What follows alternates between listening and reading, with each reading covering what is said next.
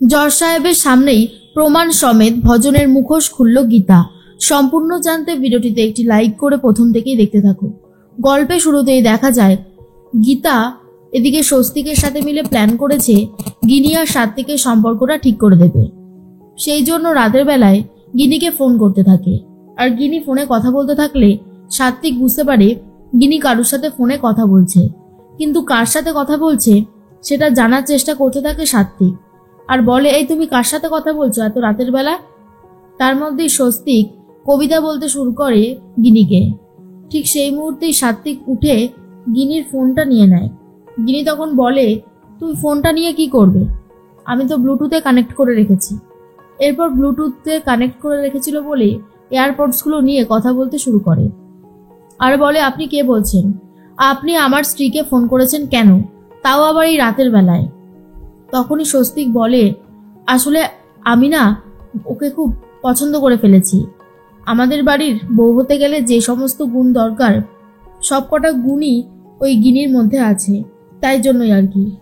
সাত্বিক তখন বলে, মাঝ রাতের বেলায় ফোন করে একদম ডিস্টার্ব করবেন না, রাখুন বলছি।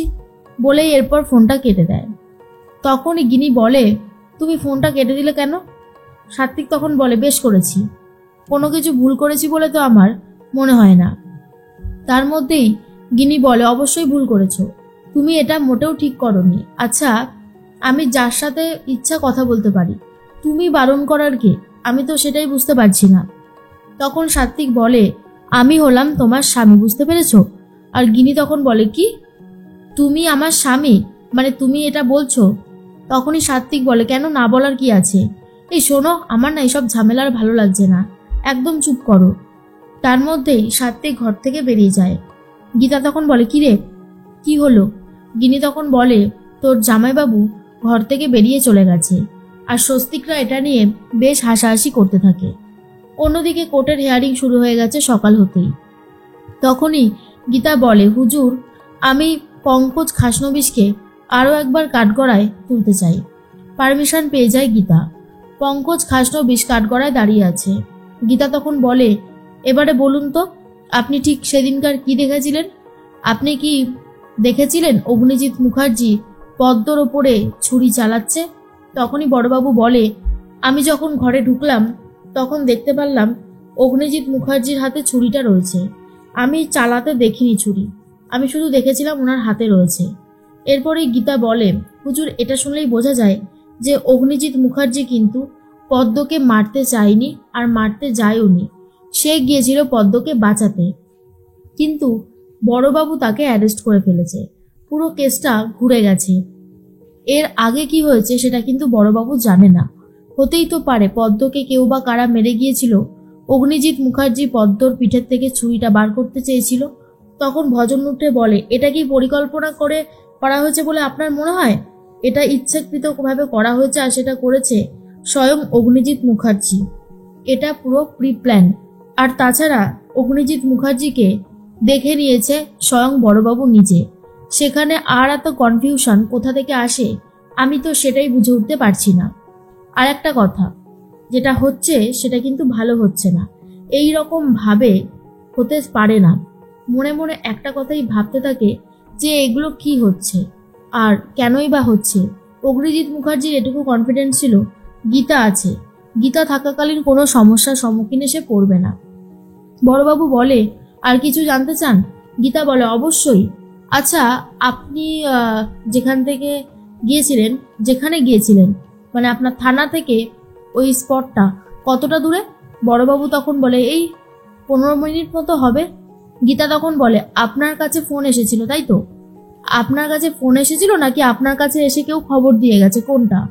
বড়বাবু তখন বলে, আমার কাছে কেউ খবর দিয়ে যায়নি, ফোন এসেছিল, আমার মোবাইল ফোনেই ফোনটা এসেছিল। এরপরই ভজন মিত্তির ভয় পেয়ে যাচ্ছে। অন্যদিকে ভজন বলে, আমি বলছি এটা কিন্তু কথা ঘোরানোর একটা টেকনিক। স্বয়ং অগ্নিজিৎ মুখার্জি অপরাধী আর তার পুত্রবধূ গীতা মুখার্জি সেটা অস্বীকার করছে। গীতা মুখার্জি ভাবছে ওনার শ্বশুরমশাই নির্দোষ, কিন্তু না, ওনার শ্বশুরমশাই অন্যায় করেছে, সে একজন খুনি। তখনই গীতা বলে, দাঁড়ান, এখনো সেটা প্রমাণিত হয়নি ভজন মিত্তির। যখন প্রমাণিত হবে তখন না হয় বলবেন। এর মধ্যেই ভজন বলে, আমি আর একটা কথা খুব ভালো মতন বলে দিচ্ছি ওর অনার, এই অগ্নিজিৎ মুখার্জি অন্যায় করেছে, এই অগ্নিজিৎ মুখার্জির যেন কঠিন থেকে কঠিনতর শাস্তি হয়। আর এই কথাটা শোনার পরেই তখনই গীতা বলে, 1 মিনিট, এখনই অনেক কিছু পরিষ্কার হয়ে যাবে। আচ্ছা বলো তো, বলুন তো বড়বাবু, যে আপনি ফোন নাম্বারটা বলতে পারবেন যেই নাম্বার থেকে আপনাকে কল করা হয়েছিল? বড়বাবু বলে, এই যে সেই নাম্বার। এরপর সেই নাম্বারটা নোট করে নিচ্ছে। গীতা তখন বলে, হুজুর আপনি যদি অনুমতি দেন তাহলে এই নাম্বারটাতে আমি এখনই ফোন করতে পারি। এর মধ্যে বড়বাবুকে জিজ্ঞেস করে, আপনি কি এই নাম্বারে আর কখনো ফোন ব্যাক করেছেন? বড়বাবু তখন বলে, না, আমি এই নাম্বারে আর কখনোই ফোন ব্যাক করিনি। গীতা তখন বলে, আমি এই নাম্বারে ফোন ব্যাক করতে চাই। হুজুর তো পারমিশন দিয়ে দেয়। আর গীতাও ফোন করতে থাকে। ফোন বাজতে থাকে ভজনের, কিন্তু ফোনটা মিটিংয়ে দেওয়া ছিল, তার জন্য ভাইব্রেশন হচ্ছে। বুঝতে পারছে সবাই ভাইব্রেশনটা হচ্ছে, কিন্তু কার হচ্ছে এটা বুঝতে পারছে না। কার ফোনের হচ্ছে সেটা যখন বুঝতে পারছে না, তখন সবাই খুঁজতে শুরু করে। কিন্তু ভজন মিত্রের ফোনে যে হচ্ছে সেটা বুঝে গিয়েছিল গীতা। এরপর গনসা উকিল ভজন মিত্রের ফোনটা নিয়ে আসে হুজুরের সামনে আর বলে, হুজুর এই হলো সেই ফোন যেখানে অলরেডি ভাইব্রেশন হচ্ছে, আর এই ফোনটা হলো ভজন মিত্তিরের। আর এটা শোনার পরে হুজুর তো অবাক হয়ে যায়। তখনই অগ্নিজিৎ মুখার্জি বলে, এই হলো গীতা, ওর পাওয়ার দেখে মাঝে মধ্যে আমি সত্যি অবাক হয়ে যাই। মেয়েটা একটা এক্সট্রা পাওয়ার নিয়ে জন্মেছে। এর মধ্যেই ভজন মিত্তিরকে কাঠগড়ায় দাঁড়ানোর জন্য পারমিশন চায় গীতা। আর তখনই ভজন মিত্তিরকে কাঠগড়ায় ডেকে নিচ্ছে হুজুর। আর তখন ভজন মিত্তির বুঝতে পারে এবারে সে ধরা পড়তে চলেছে, আর কোনো উপায় নেই, ধরা সে পড়বে। গীতা তখন ভাবে, অনেক তুমি আমাদেরকে হেনস্থা করেছো ভজন মিত্তির, এবার তোমার একদিন কি আমার একদিন। গীতা প্রশ্ন করতে শুরু করে আর বলে, আপনি কেন ফোন করেছিলেন বড়বাবুকে? আপনি কোথায় ছিলেন সেই মুহূর্তে? ভজন তখন বলে, আমি ওখানে গিয়েছিলাম পদ্মর স্টেটমেন্ট নেওয়ার জন্য। গীতা তখন বলে, তার মানে আপনি আগে থেকেই জানতেন যে ওখানে একটা এরকম খুন হতে চলেছে? কি হলো বলুন, চুপ করে থাকবেন না। অন্যদিকে মেহেককে ফোন করেছে কৃপান। কৃপান তখন বলে, শুনলাম তোমার জন্য নাকি পাত্র খোঁজা হচ্ছে। তখন মেহেক বলে, হ্যাঁ হচ্ছে। তুমি ফোন করেছো কেন? আমি তোমাকে জাস্ট ঘৃণা করি, আমি তোমাকে আর কখনোই ভালোবাসতে পারবো না। আশা করি তুমি আমার কথাটা বুঝতে পেরেছো। তখনই কৃপান বলে, এত সহজে ভুলে গেলে হবে? আমি যে তোমাকে ভালোবাসি, আমি তোমার এই বিয়ে হতে দেব না। এরপর গিনি কথা বলতে শুরু করার বলে, কি চাইছোটা কি তুমি? কৃপান তখন বলে, মেহেকের বিয়ে আমি অন্য কারোর সাথে হতে দেব না। শুনেই গিনি একেবারে অবাক হয়ে যায়।